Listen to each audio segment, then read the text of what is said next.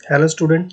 आज हम 10th class का कंप्यूटर साइंस का मॉडल पेपर सॉल्व करेंगे। सबसे पहले यहाँ पे देख लो कि आपके जो मार्क्स हैं और जो भी क्वेश्चन है वो कितने कितने नंबर के आएंगे। जैसे फर्स्ट क्वेश्चन ट्रू फॉल्स का होगा, ये जहाँ पे आपको एक एक नंबर के 10 क्वेश्चन मिलेंगे। सेकंड एमसीक्यू होगा, जो भी एक एक नंबर का होगा और 10 नंबर का होगा टोटल, ठीक है। फिर दो दो नंबर के आपको दो क्वेश्चन थर्ड क्वेश्चन में देखने को मिलेंगे, जो कि टोटल 4 नंबर के होंगे। और शॉर्ट आंसर में आप क्वेश्चन नंबर 3C और फोर्थ के ए बी और सी, ये तीनों क्वेश्चन तीन तीन नंबर के होंगे, ठीक है। और टोटल 4 क्वेश्चन होंगे ये। और लॉन्ग आंसर में आप यहाँ पे एक क्वेश्चन देखेंगे 5A, जो कि 4 नंबर का होगा। और जो 5 5 नंबर के वो दो क्वेश्चन होंगे आपको 6 क्वेश्चन के, ठीक है। और टोटल बनते हैं ये 50 मार्क्स। अभी हम चलते हैं सबसे पहले फर्स्ट क्वेश्चन पे, जो कि हमारा ट्रू फॉल्स। सो फर्स्ट हमारे पास Google is not a search engine, इसका आंसर फॉल्स होगा क्योंकि गूगल एक सर्च इंजन है। Fax machine is use to send emails, false. Title and headers are exactly same, ये भी फॉल्स है। Internet is a network of networks, ये true है। The insert key can be used to paste multiple items, ये false. MS Word is a application software, ये true है। और character printer is a noisy printer, ये true है। वैन stands for word area network, ये false होगा। CRT is an old and almost outdated display screen, ये भी ट्रू है। And the last one is network is capable of sharing software and hardware resources between many users, ये true है। देखो ये question आए थे आपके फर्स्ट टर्म में। अब ये जो ट्रू फॉल्स है ये MCQ है, ये पूरी बुक से आएगा। अभी आपको यूनिट्स है सेकेंड फोर्थ और लास्ट से थोड़ी सी थर्ड यूनिट भी है ना। तो मैंने क्या किया है कि ट्रू फॉल्स सबके ले लिए, तो ये पिछले वाले थे और ये अभी वाले हैं, ठीक है, जो अभी आ सकते हैं। सो इनको भी देख लो। WAN stand for virtual area network, false. Network is a group of two or more computers, true. Internet Explorer is a web browser, true. MS Excel is an application software, true. Control P is a shortcut key to print an existing document, true. In Excel, splitting a cell means combining. Splitting का मतलब होता है तोड़ना और जोड़ना, ना कि combine करना, so ये false होगा।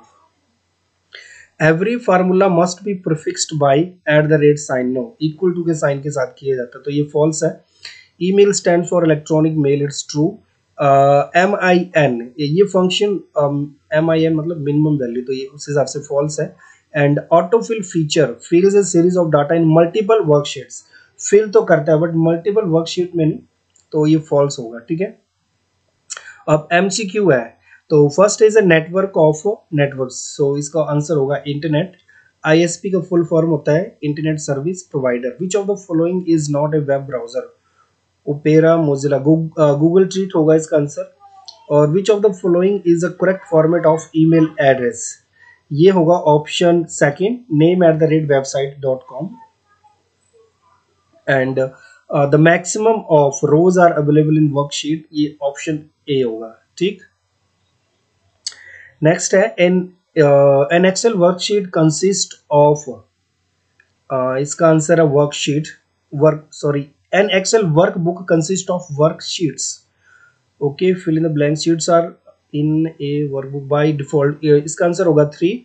And what is the keyboard shortcut for closing a document? Alt+F4। Bottom of Excel window, bottom में तो स्टेटस बार ही दिखता है हमें। और in Excel rows are labelled as, rows को हम 1 2 3 के साथ लेबल करते हैं या मेंशन करते हैं, ठीक है। नेक्स्ट क्वेश्चन नंबर 3 पे आ जाते हैं। हमारे से पूछा है ईमेल है, ये सब, ओके। सो फर्स्ट क्वेश्चन देखते हैं ईमेल। देखो ईमेल बेसिकली एक ऐसी सर्विस होती है जिसमें हम इंटरनेट का यूज करके एक कंप्यूटर से दूसरे कंप्यूटर में कोई ईमेल या मैसेज सेंड करते हैं। तो इंग्लिश में लिखेंगे ईमेल और electronic mail is electronic message sent from one computer to another.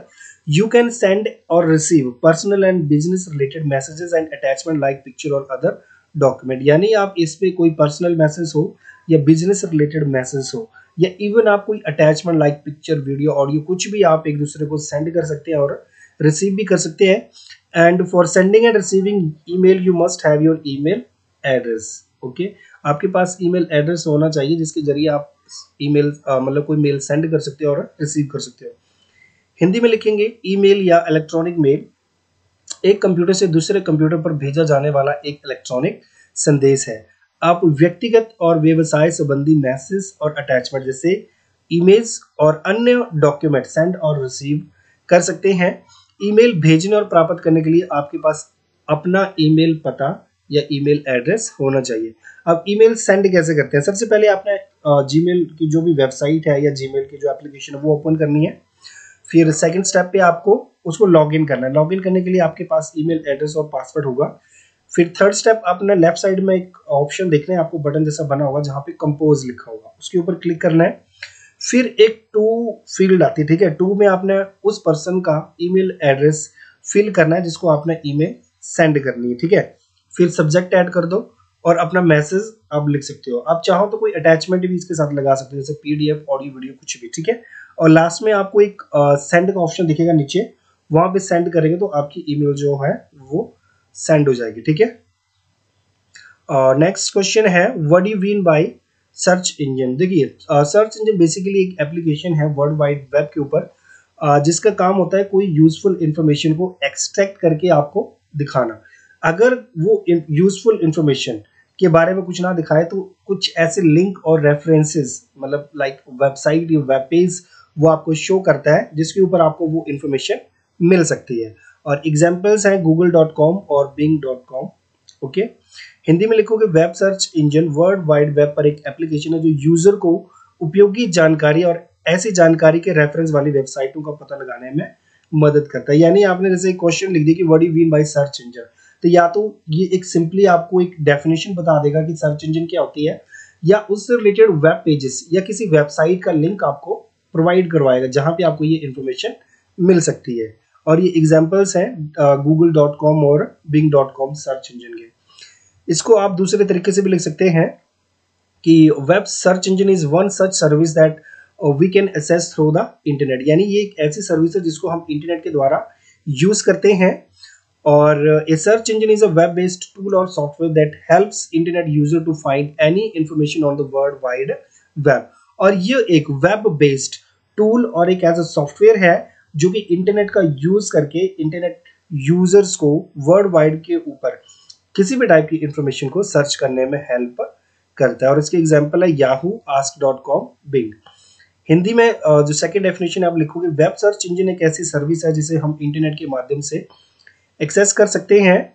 Search engine एक वेब बेस्ड टूल या सॉफ्टवेयर है जो इंटरनेट यूजर को वर्ल्ड वाइड वेब पर किसी भी इंफॉर्मेशन को फाइंड आउट करने में हेल्प करता है।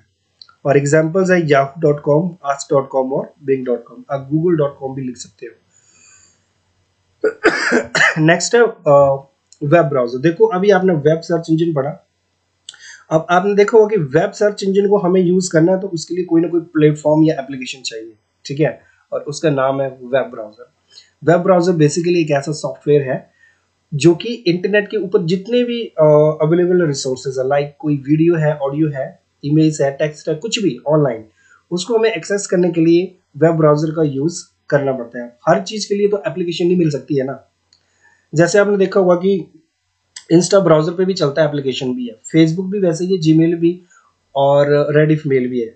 बट ऐसी कई वेबसाइट्स हैं जो कि मतलब सिर्फ ब्राउजर पे चलती है, उनकी कोई एप्लीकेशन वर्जन नहीं है, ठीक है।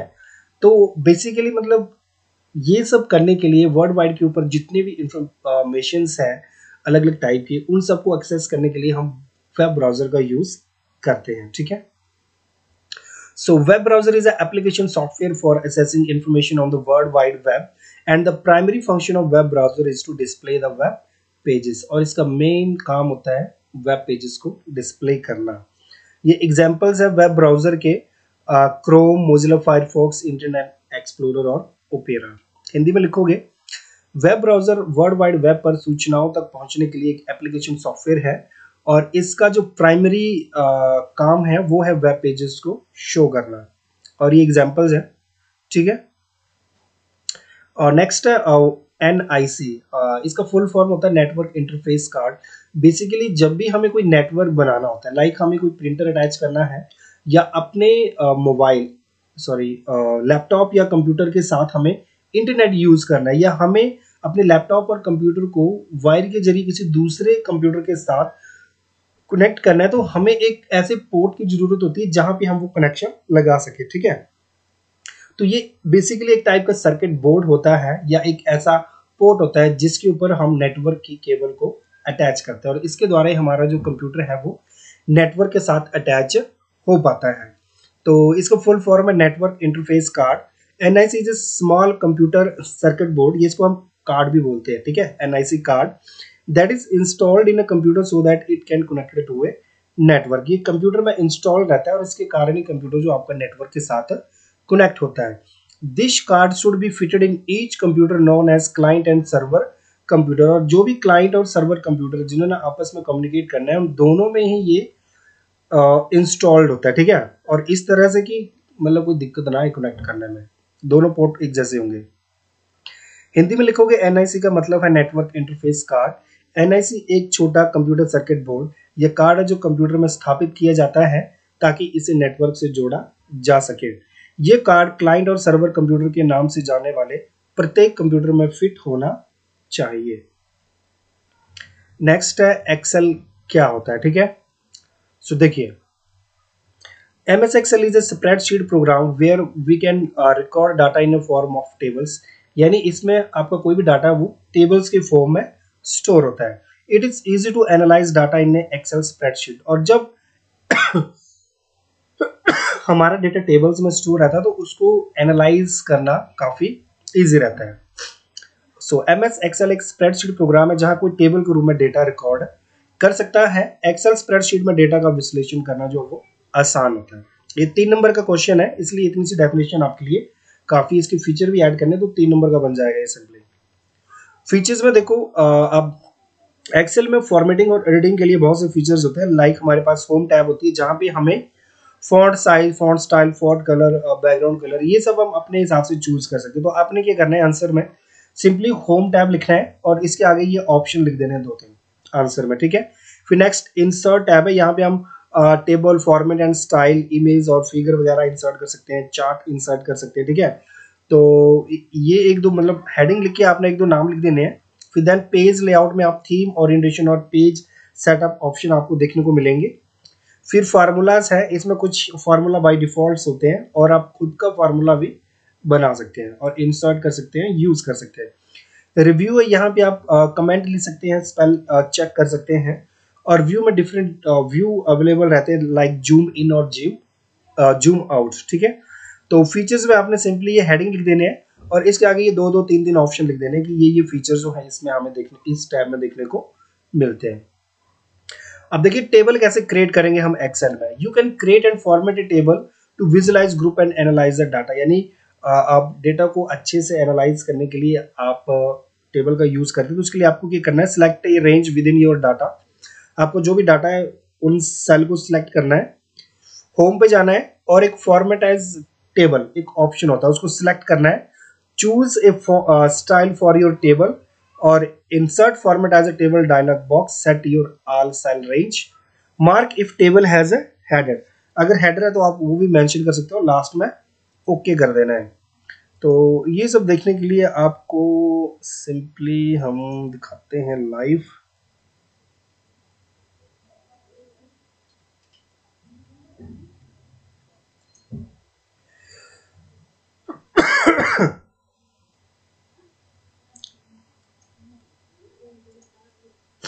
देखो ये लिया, ये सिलेक्ट कर दिया और ये होम टैब पे ही आपको देखने को मिलेगा फॉर्मेट एज टेबल। तो यहाँ से कोई भी सिलेक्ट कर लो आप, जैसे ये सिलेक्ट कर लिया और ये सिलेक्ट कर लिया, तो देखो ये टेबल बन गया है। और इसमें हमने आल बॉर्डर कर देना है तो ये थोड़ा बोल्ड हो जाएगा। यहाँ पे देखो आल बॉर्डर कर देते, देखो ये टेबल बन गया। और जैसे यहाँ पे कॉलम 1 लिखा है तो इसमें आप बाय डिफॉल्ट कुछ लिख सकते हैं, जो भी आप लिखोगे वो उसको यहाँ पे सेट कर देगा। देखो ये नेम आ गया यहाँ पे। ठीक है, तो काफी इजी है इसको बनाना। Okay, next question, what are the different type of alignment in Excel, explain. सबसे पहले अलाइनमेंट के बारे में देख लेते हैं हम। Mainly alignment can be defined as a position of your text and number in a cell और Microsoft Excel you can align your text vertically और हॉरिजॉन्टली, यानी ये बेसिकली क्या करता है कि आपके जो सेल है, सेल के अंदर कोई वैल्यू एंटर की है, टेक्स्ट नंबर कुछ भी आपने एंटर किया है, उनकी पोजीशन को सेट करने के लिए आप इन अलाइनमेंट्स का यूज कर सकते हैं। और बेसिकली ये दो टाइप की होती है, वर्टिकली और हॉरिजॉन्टली। ये टाइप्स ऑफ सेल है। हॉरिजॉन्टल अलाइनमेंट में आपको देखने को मिलेगा the mainly horizontal alignment consist of the left, centre and right alignment. और फिर वर्टिकल अलाइनमेंट है, alternatively vertically alignment comprises top, middle and bottom alignment. Hindi में लिखोगे मुख्य रूप से अलाइनमेंट को सेल में आपके टेक्स्ट और नंबर की स्थिति के रूप में डिफाइन किया जा सकता है, यानी आपके नंबर और टेक्स्ट की पोजीशन क्या रहेगी सेल, माइक्रोसॉफ्ट सेल में या वर्कबुक में कहीं पे भी। और माइक्रोसॉफ्ट एक्सेल में आप अपने टेक्स्ट और नंबर को वर्टिकली और हॉरिजॉन्टली अलाइन कर सकते हैं। दो टाइप के अलाइनमेंट है हमारे पास, horizontal alignment and vertical alignment. Horizontal alignment, मुख्य रूप से हॉरिजॉन्टल अलाइनमेंट में लेफ्ट, सेंटर और राइट अलाइनमेंट होते हैं। और वर्टिकल अलाइनमेंट में वैकल्पिक रूप से यानी अल्टरनेटिवली वर्टिकल अलाइनमेंट में top, middle and bottom alignment शामिल है। Next what is function. Okay, function basically formulas होते हैं, प्री डिफाइंड फार्मूलाज, जिनका यूज करके आपने सिंपली वहां पे डेटा एंटर करना है और वो ऑटोमेटिकली आपका आंसर जो वो कैलकुलेट करके देगा, right. So function is a pre defined formula that perform calculations using specific value in a particular order, यानी कोई स्पेसिफिक वैल्यूज आपने एंटर करनी है। कोई फार्मूला जैसे आपने लिख दिया है C1 मल्टीप्लाई D2, यानी सेल C1 और D2 में जो भी वैल्यूज आप डालोगे उनको मल्टीप्लाई करके वो आंसर देगा, ठीक है। जब उन वैल्यूज को चेंज करोगे तो आंसर ऑटोमेटिकली चेंज हो जाएगा, यानी आपको बार बार मल्टीप्लाई का साइन नहीं लगाना पड़ेगा, ठीक है। या कोई और फार्मूला, बहुत लंबा फार्मूला यूज करना चाहते हैं जैसे A multiply B multiply C, तो हर बार आपने सिर्फ वैल्यूज एंटर करनी है और आपका आंसर जो है वो कैलकुलेट होके आ जाएगा। बार बार आपको वो मतलब लिखना नहीं पड़ेगा उस तरीके से, ठीक। All spreadsheet program include common function that can be used for quickly finding the sum, average, count, maximum value and minimum value for the range of cell। यानी कोई भी स्प्रेडशीट है उसमें कुछ कॉमन फंक्शंस होते हैं, लाइक आप कोई सेल की रेंज सेलेक्ट कर ले तो उनमें जो भी वैल्यूज डाली हुई है तो आप चाहे उनका सबका ऐड करना चाहे तो सम देख सकते हो, उनका एवरेज क्या आएगा, काउंट क्या आएगा, कितने नंबर्स है, या मैक्सिमम वैल्यू क्या है उन सेल्स के बीच में, मिनिमम वैल्यू क्या है, तो वो आप मतलब बिल्कुल आसानी से फाइंड आउट कर सकते हो फार्मूलाज का यूज, इन फंक्शंस का यूज करके, ठीक है। सो एक फंक्शन एक पूर्व निर्धारित फार्मूला जो किसी विशेष क्रम में विशिष्ट वैल्यू का उपयोग करके कैलकुलेशन करता है। सभी स्प्रेडशीट प्रोग्राम में सामान्य फंक्शन शामिल होते हैं जिनका उपयोग सेल्स की एक रेंज के sum, average, count, maximum value and minimum value को जल्दी से फाइंड करने के लिए किया जा सकता है। मतलब आपको देखना नहीं पड़ेगा, आपने जस्ट वो फंक्शन यूज करना है, वो ऑटोमेटिकली आपको कैलकुलेट करके दे देगा जो भी फंक्शन आप यूज करोगे। सबसे पहले सम फंक्शन है। The Microsoft Excel sum function adds all the number in a range of cell and return the result, यानी जो भी सेल रेंज आपने सेलेक्ट की है उन सबके नंबर्स को, जो जो वैल्यूज के अंदर उनको ऐड करेगा और आपको रिजल्ट दिखाएगा। एक्सेल में हम सम फंक्शन का प्रयोग दो या दो से अधिक अंकों को जोड़ने के लिए करते हैं। इसकी मदद से हम अपने आवश्यक डाटा जैसे सैलरी, एम्प्लॉय की संख्या, प्रोडक्ट के प्राइस एक्सेट्रा बहुत सी चीजें जो वो ऐड कर सकते हैं। इसके लिए सिंटैक्स आएगी, जैसे सम लिखा आपने और ब्रैकेट के अंदर नंबर 1, नंबर 2, नंबर एन, कोई नंबर डाल दिए, या आप सेल नंबर डाल सकते हो अगर नंबर नहीं डाला, जैसे सेल 1, सेल 2, सेल 3 या D1, D2, D3 कुछ भी, ठीक है। ये जैसे एग्जाम्पल है, तो इनमें देखो यहाँ पे लिखा है इज इक्वल टू सम और ब्रैकेट के अंदर लिखा है A2 और A3, तो यानी A2 और A3 के बीच में जो भी वैल्यूज, सपोज हमारे पास है 5 और 10, तो इसका आंसर आएगा, यानी हमारे पास आंसर आएगा 15। नेक्स्ट है एवरेज। सो ये एवरेज वैल्यू को फाइंड आउट करने के लिए किया जाता है जो भी वैल्यूज आपने डाली है या जो भी सेल रेंज आपने सिलेक्ट की है। जैसे यहाँ पे फॉर एग्जांपल दिया गया है कि यहाँ पे मान लिया कोई हमारे पास वैल्यूज है 20, 30, 45 और 60, तो इन सबका जब हम टोटल करते हैं तो हमारे पास आंसर आता है 155। ये टोटल है चार वैल्यूज, तो 155 को जब हम 4 से डिवाइड करेंगे तो हमारे पास आंसर आएगा 38.75, जो कि मतलब ये जो सेल की रेंज है या ये जो नंबर है ये उनका एवरेज है, यानी टोटल नंबर ऑफ आइटम्स या जो भी नंबर आपने सिलेक्ट किया उन सबका प्लस करेगा और उन्हीं नंबर से उनको डिवाइड कर देगा। ठीक है, ये सिंटैक्स से आपने एवरेज लिखना है, फिर नंबर 1 मतलब कोई नंबर ही लिख दो। यहाँ पे जैसे लिखा है एवरेज B2 और B3, तो यहाँ पे दो वैल्यूज है B2 और B3, तो यहाँ पे B2 और B3 को प्लस करेगा और फिर 2 से डिवाइड और आंसर दे देगा। अब यहाँ पे देखो सेकंड में B3, B5 और 45, टोटल 3 वैल्यूज है, तो B3 और B5 की वैल्यू को ऐड करेगा, फिर उसमें 45 ऐड करेगा, फिर उनको 3 से डिवाइड कर देगा, जो भी आंसर आएगा उसको दिखा देगा। और यहाँ पे B2 टू B6, इसका मतलब B2 से लेकर 6 तक सबको ऐड करेगा और जितने नंबर बनते हैं उससे डिवाइड करके आंसर देता है ये। नेक्स्ट है minimum. So Microsoft Excel minimum function return the smallest value from the number supplied, जो भी नंबर आपने दिए हैं या जो भी सेल रेंज आपने सेलेक्ट की उसमें से सबसे छोटी वैल्यू को ये निकाल के देता है, जैसे minimum, number 1, number 2 etcetera. Syntax है मिनिमम A2 और A3, यानी A2 और A3 में जो भी मिनिमम वैल्यू वो आंसर देगा ये, और A3, A5 और -3 इसमें से मान लिया दो वैल्यूज है प्लस की, ओके, तो यहाँ पे -3 आंसर आएगा मिनिमम वैल्यू।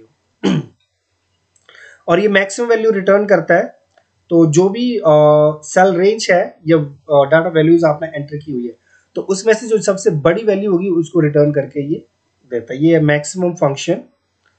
और फिर लास्ट हमारे पास if the Microsoft Excel if function return one value if the condition is true और another value if the condition is false. यहाँ पे आपको क्या होगा, एक कंडीशन दी गई होगी, अगर वो सही है तो एक रिजल्ट को शो करेगा, अगर वो गलत है तो जो दूसरी कंडीशन रिजल्ट आपने रखा होगा उसको शो करेगा। तो इफ फंक्शन एक वैल्यू देता है यदि शर्त ट्रू है और कोई अन्य वैल्यू यदि स्थिति फॉल्स है। इस तरह से लिखते हैं आप, पहले इफ, फिर कंडीशन लगा देंगे वैल्यू इफ ट्रू, यानी अगर ट्रू होगा तो क्या बताना है, और कॉमा करके वैल्यू इफ फॉल्स, अगर फॉल्स है तो क्या बताना है। एग्जाम्पल देखना, सिंपली देखना आपने, यहाँ पे लिखा है B2 स्मॉलर देन 10, यानी B2 में अगर आपने लिखा 5 तो आपका आंसर आएगा रीऑर्डर, ओके। अगर आपने लिखा 11 तो 11 क्या हो रहा है, ज्यादा हो रहा है ना B2 की वैल्यू, 10 से ज्यादा हो रही है, फॉल्स हो रही है, तो ये कुछ नहीं दिखाएगा। सेकेंडली देखो A2 is equal to Apple, फिर लिखा है इक्वल और नॉट इक्वल, और अगर ट्रू है यानी सेल A2 में आपने लिखा एप्पल्स तो इसका आंसर आएगा इक्वल, और एप्पल की जगह अगर आपने लिखा ऑरेंज तो यहाँ पे आ जाएगा नॉट इक्वल, यानी कंडीशन क्या है, फॉल्स हो रही है। ठीक है, नेक्स्ट है fifth question, MS Excel save कैसे करते हैं। ठीक है, तो देखिए सबसे पहले आपने फाइल पे क्लिक करना है, फिर सेव एज ऑप्शन आएगा, under save as pick the place where you want to save your workbook, आपको वो जगह सिलेक्ट करनी है जहां पे आपने अपनी वर्कबुक सेव करनी है, और अगर बाय डिफॉल्ट एक लिस्ट जैसी बनती है वहां पे दिख जाए तो ठीक है, अदरवाइज आपने ब्राउज पे क्लिक करना है, click browse to find the location और folder where you want to save your workbook, और उस लोकेशन और फोल्डर को डिसाइड करना है जहां पे आपने अपनी वर्कबुक सेव करनी है। In the file name box enter the name for a new workbook, और जहां पे नेम फील्ड होगी वहां पे आपने अपनी वर्कबुक के लिए नेम सेट कर देना है, और लास्ट में सेव पे क्लिक कर देना है, आपकी MS एक्सेल जो फाइल है वो सेव हो जाएगी। हिंदी में फाइल पे क्लिक करना है, फिर सेव एज पे, फिर सेव एज के अंतर्गत वह स्थान चुने जहां पे अपने अपनी वर्कबुक सेव करनी है, फिर उस स्थान या फोल्डर को खोजने के लिए ब्राउज पे क्लिक करने जहां पे आपने अपनी वर्कबुक सेव करनी है, फाइल नेम फील्ड में वर्कबुक के लिए एक नया नाम टाइप करें और लास्ट में सेव पे क्लिक कर देना है। फिर next, what do you mean by chart, the charts help you visualise your data in a way that create maximum impact on your audience. देखो आप कोई रिसर्च वर्क कर रहे हैं, आपकी कंपनी के लिए कोई प्लान है या कुछ भी है, तो वो सब बताने के लिए कि 4 साल बाद क्या हो सकता है, या 3 साल पहले क्या कंडीशन थी, या इसी तरह से हम काम करते रहे तो 2 साल बाद हमें कितना प्रॉफिट हो सकता है, कितना लॉस हो सकता है, वो सब आंकड़े दिखाने के लिए अगर आप उन आंकड़ों की जगह चार्ट का यूज करें तो आपको काफी अच्छे से वो समझ में आ सकते हैं। तो ये सब करने के लिए हम चार्ट का यूज करते हैं, और ये चार्ट को हम क्रिएट कैसे करते हैं। सबसे पहले आपने क्या करना है, डेटा टाइप करना है, type data in MS Excel sheet, click the insert tab and then decide chart from the chart ribbon, यानी जो भी चार्ट आपको दिए गए, जैसे यहाँ पे चार्ट का नेम नहीं दिया गया है, फॉर एग्जांपल यहाँ पे लाइन चार्ट है या पाई चार्ट है, तो आप लिख सकते हो click the insert tab and then pie chart from the chart ribbon, different type of charts are available, select any of them. अलग अलग टाइप के चार्ट्स आपको देखने को मिलेंगे, उनमें से एक आधा आपने सेलेक्ट कर लेना है। And now the charts appear on your screen. आप इसको इस तरह से देख सकते हैं, जैसे यहां पे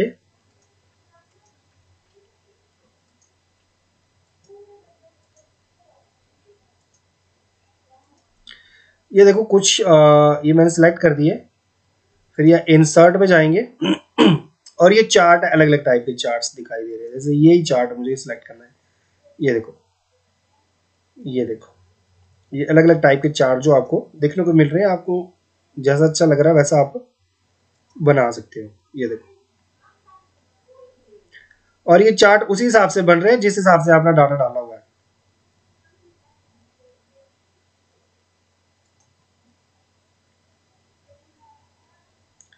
देखा,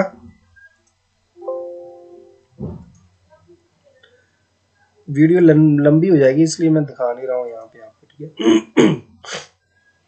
है। नेक्स्ट है what do mean by cell reference, various kind of cell reference. देखिए, cell reference refer to a cell or the range of cell on a worksheet and can be used in a formula so that Microsoft Excel Office can find the value or data that you want that formula to calculate। यानी आपको क्या होगा कि basically एक formula होगा जहां मतलब आपको क्या करना है, आपका जो भी एक्सेल में आपने डेटा डाला हुआ है उसको फार्मूला के जरिए कैलकुलेट करना है। आपको मैं थोड़ा सा एग्जांपल दिखा देता हूँ, तब आपको क्लियरली समझ में आएगा कि मैं एक्चुअल में बोल क्या रहा हूं। देखिए, ये कितना लिखा हुआ है, $11 लिखा हुआ है, ठीक है।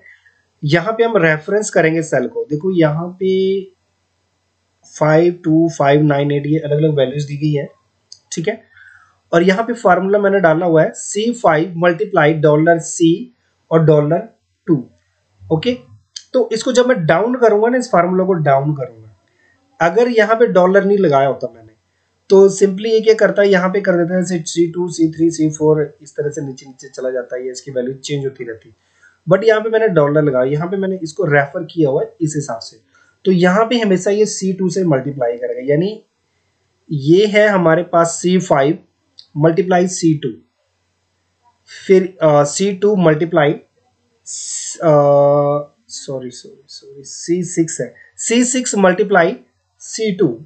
इधर देखना, जब इसको डाउन करेंगे तो C5 से C2 को मल्टीप्लाई हुआ, C6 मतलब डाउन करने से ये सेल तो चेंज हो रहे हैं 9 तक, बट ये C2 C2 C2 हमेशा यही है। तभी तो आप देखोगे यहाँ से 11 11 5 जा 55, 11 2 जा 22, 11 8 जा 88, यानी ये इसको रेफर कर रहा है, ठीक है।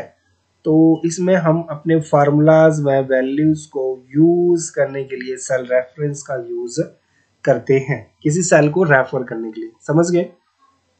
किसी न किसी फार्मूला में उस फार्मूला को या उस सेल की वैल्यू को आपको यूज करना है, ठीक। दो टाइप के सेल रेफरेंस है, एक रिलेटिव रेफरेंस और दूसरा है एब्सोल्यूट रेफरेंस। हिंदी में लिखोगे सेल रेफरेंस एक वर्कशीट पर एक सेल या सेल की एक रेंज को रेफर करता है और इसका उपयोग फार्मूला में किया जा सकता है ताकि माइक्रोसॉफ्ट ऑफिस एक्सेल उन वैल्यूज और डाटा को फाइंड कर सको जिन्हें आप उस फार्मूला से कैलकुलेट करना चाहते हैं। यानी कोई फार्मूला लगाया होगा, उस फार्मूला में कोई ना कोई सेल को आपने रेफर किया होगा, ठीक है, और उसी सेल की वैल्यू को वो रेफर करेगा और फार्मूलाज में कैलकुलेट करेगा और आपको आंसर दिखाता चलेगा, ठीक है। ये टाइप्स है relative reference and absolute reference. सबसे पहले हम रिलेटिव रेफरेंस के बारे में देख लेते हैं। In Excel relative reference is a kind of cell reference, यानी टाइप का एक सेल रेफरेंस है। Relative reference change when the formula is copied to any other cell और एनी अदर वर्कशीट। और ये सेल रेफरेंस हमेशा चेंज होता रहता है जैसे ही आपने इस फार्मूला को कॉपी कर दिया किसी दूसरे सेल में या किसी अनदर वर्कशीट में, ठीक है। और एक चीज और देखिए, यहाँ पे मैं सिंपली आपको आंसर दिखा रहा हूँ, ये एक्सप्लेन नहीं कर रहा हूँ कि रिलेटिव रेफरेंस होता क्या है। कभी मेरे को टाइम लगेगा तो रिलेटिव रेफरेंस और एब्सोल्यूट रेफरेंस को मैं प्रैक्टिकली आपको दिखा दूंगा कि ये कैसे वर्क करता है और एक्चुअल में ये होता क्या है, ठीक है। अभी एग्जाम पर्पस से आपको सिंपली ये लिखा हुआ दिखाया जा रहा है, थोड़ा सा एक्सप्लेन किया जा रहा है, ठीक है। We use relative reference when calculation must be repeated, और इसका यूज हम तब करते हैं जब कैलकुलेशन को हमें बार बार रिपीट करना पड़ता है। हिंदी में लिखोगे एक्सेल में रिलेटिव रेफरेंस एक तरह का सेल रेफरेंस है जब फार्मूला किसी अन्य सेल या किसी अन्य वर्कशीट में कॉपी की जाता है तब हम रेफरेंस जो रिलेटिव रेफरेंस है वो चेंज हो जाता है, और जब भी कोई कैलकुलेशन बार बार रिपीट की जाती है तो हम रिलेटिव रेफरेंस का यूज करते हैं। एब्सोल्यूट रेफरेंस में आ जाते हैं। The absolute reference in Excel refer to the reference that is locked so that the row and column won't change when copied. और जब इन वैल्यूज को कॉपी किया जाता है तो ये चेंज नहीं होती, ठीक है, लॉक कर दिया जाता है। रिलेटिव रेफरेंस में चेंज हो जाता है, बट एब्सोल्यूट रेफरेंस में कुछ भी चेंज होता है, ना लोकेशन ना data. So unlike a relative reference, absolute reference refer to the actual fixed location or on a worksheet, यानी ये जो actual fixed location होता है उसी को रेफर करता है। To create a absolute reference in Excel, add a dollar sign before the row and column, यानी किसी रो और कॉलम के पीछे आपको डॉलर का साइन लगाना होता है।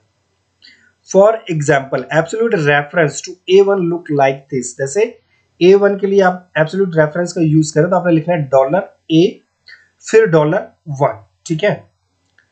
Absolute reference for range A1 to A10 के लिए आपने लिखना है डॉलर A, वैसे तो होता है डॉलर A1 और dollar A10, but absolute reference है इसलिए जहां पे नंबर आ रहे हैं, जैसे 1 आ रहा है तो उसके पीछे भी डॉलर लगेगा, 10 आ रहा है तो उसके पीछे भी डॉलर लगेगा, ठीक है। और जब ये नंबर्स के पीछे नहीं लगाएंगे तो वो रिलेटिव रेफरेंस हो जाएगा, ठीक है। जैसे ये एग्जांपल आपको मैंने पहले समझाया हुआ है, ये एब्सोल्यूट रेफरेंस का एग्जांपल है। इसमें दिखाया कि जब हम D5 को हम डाउन करेंगे तो यहाँ पे ये मल्टीप्लाई ऐसे नहीं करेगा जैसे C5 D5 या कुछ भी, ये C2 से मल्टीप्लाई करेगा नीचे को, और ये आपके आंसर को कैलकुलेट करना है, ठीक है। नेक्स्ट है इंटरनेट।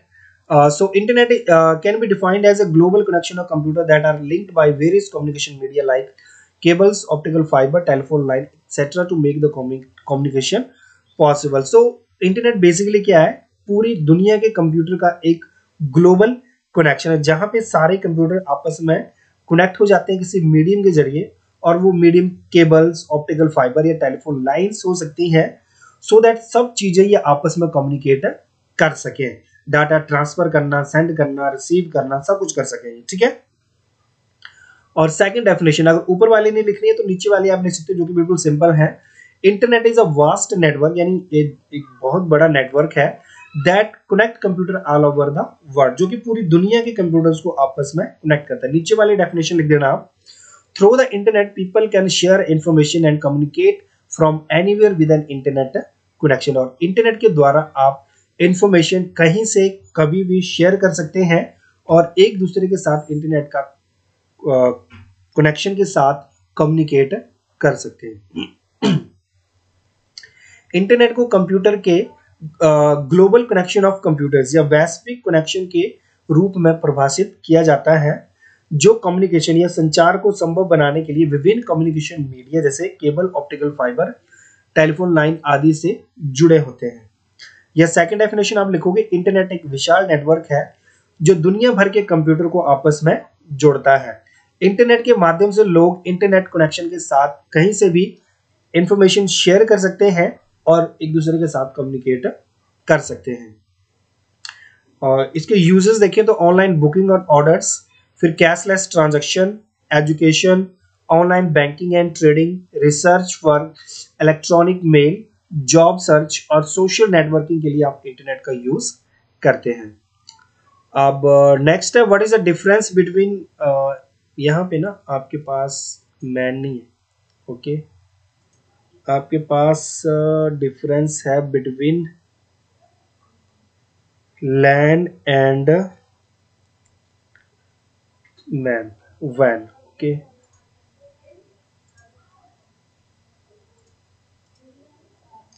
लैन और वैन का क्वेश्चन है, ठीक है। सबसे पहले आप फुल फॉर्म लिखेंगे लैन की। The LAN stands for local area network, a network that connect the group of computer in a small geographical area, यानी छोटे से एरिया को ये कवर करता है लाइक रूम और बिल्डिंग। और ownership of network is private, इनका जो मालिक है वो हमेशा प्राइवेट होता है और स्पीड काफी ज्यादा होती है इसकी। ये वैन है, इसका फुल फॉर्म होता है wide area network, it span large locality and connect countries together, ये काफी बड़े एरिया को कवर करता है और इवन कंट्रीज को भी ये कनेक्ट कर सकते हैं आपस में, तभी तो पूरी दुनिया के कंप्यूटर आपस में कनेक्ट होते हैं, जिसको इंटरनेट बोलते हैं। सो वैन इज बेसिकली ये internet. So ownership of network is public और प्राइवेट, और इसके जो मालिक पब्लिक और प्राइवेट दोनों हो सकते हैं, बट इसकी जो स्पीड होती है लैंड के मुकाबले कम होती है। और हिंदी में आप लिखोगे, इसका फुल फॉर्म है स्थानीय क्षेत्र नेटवर्क या लोकल एरिया नेटवर्क। एक नेटवर्क जो एक छोटे से भौगोलिक क्षेत्र में कंप्यूटर के समूह को जोड़ता है। ओके, छोटे से एरिया के कंप्यूटर्स को आपस में कनेक्ट करेगा। इसका स्वामित्व निजी है, इसकी स्पीड ज़्यादा तेज होती है, और इसका फुल फॉर्म है वाइड एरिया नेटवर्क। ये बड़े इलाकों में फैला हुआ और देशों को भी आपस में कनेक्ट कर सकता है। और इसका जो स्वामित्व है वो सार्वजनिक और निजी दोनों ही है, पब्लिक और प्राइवेट, और इसकी जो स्पीड होती है वो कम होती है। ठीक है, सो आई होप गाइज आपको समझ में आ गया हो गया। Thank you very much.